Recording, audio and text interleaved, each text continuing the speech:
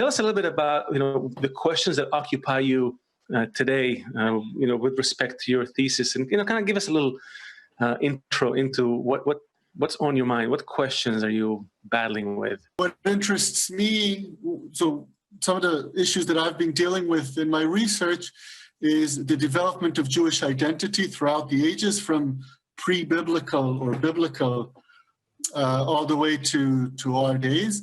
And one of the prisms that interested me to look at how this Jewish identity is conceptualized is through this idea of giyur, of joining the Jewish people. And of course, giyur developed a lot in the last 2,000-3,000 years. And all sorts of things were added to it, all sorts of things fell away, and we saw all sorts of social elements and religious elements and soul elements, so to speak, coming in and out of this idea of giyur. And so this development helps us to redefine or to understand how Judaism is defined. So because you cannot convert out of Judaism, so that is kind of not a good place to look at the borders of Judaism. The only way you can look at the borders of Judaism is when people come into it, when they make giyur, when they convert into it. So that's an interesting fence, kind of, where you can actually look and see, okay, what's going on in this liminal place between Judaism and non-Judaism, and how is this conceived? Yeah. So this is the issues that I've been trying to think about. And so you're saying it's like the song, you can check out anytime you want, but you can't never leave, actually. Exactly. Yeah. So the only way to so like Hotel California, it doesn't matter how much you walk away from it, you can't leave. So the only place to check how can I enter it, or where are the borders of this hotel, is looking at the people coming in, checking in, right? So that's the idea. So I want to turn this to Dr. Laitman. Dr. Laitman, why can't you leave this designation of Jewishness? Like once you're a Jew, you're always a Jew. You can't leave. Why is that? I think that being Jewish or not being Jewish is a person's own choice.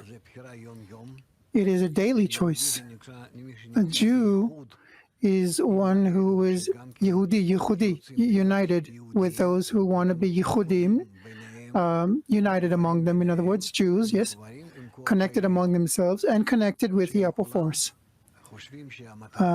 They all think that their goal is to connect with the upper force, with the Creator, in equivalence of form, according to the equivalence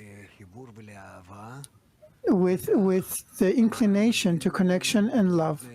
This is how Abraham, the patriarch, about 3,500 years ago or so, collected the people in Babylon and connected them among themselves only under this umbrella called love your neighbor as yourself. Those who joined him,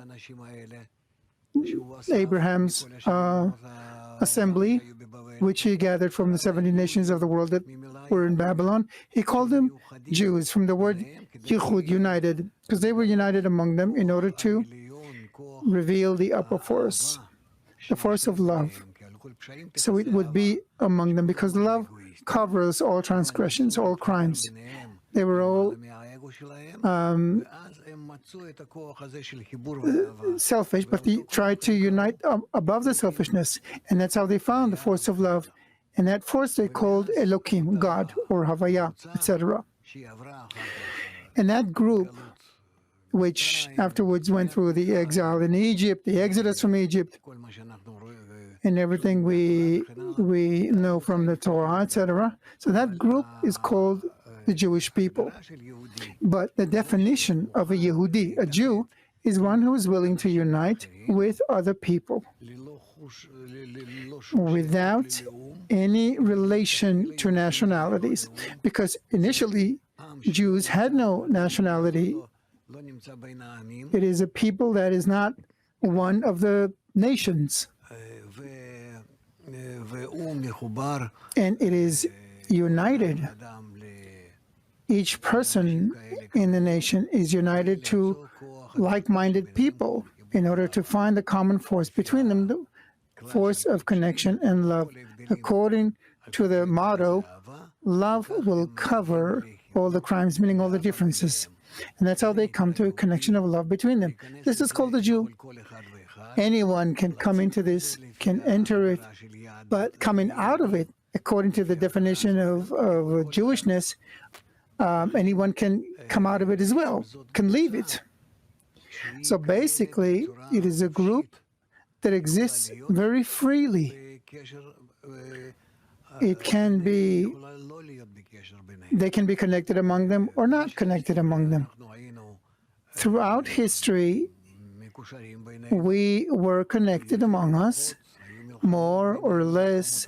There were wars between us, civil wars, throughout the 1,000 years that we were in the land of Israel after the exodus from Egypt, until we were dispersed from there, and the land could no longer hold us in it, tolerate us in it. So according to the definition of, the true definition of Judaism, as it was in Babylon, those who are drawn to unite with all the others are called Jewish. Those who are not drawn to connection above their egos, despite one's nature, is not called a Jew. Therefore, entry into Judaism and exit from Judaism has nothing to do with the father or mother, but only according to a person's inclination in the heart. If one agrees to this definition and if one is willing to commit oneself to that goal or not.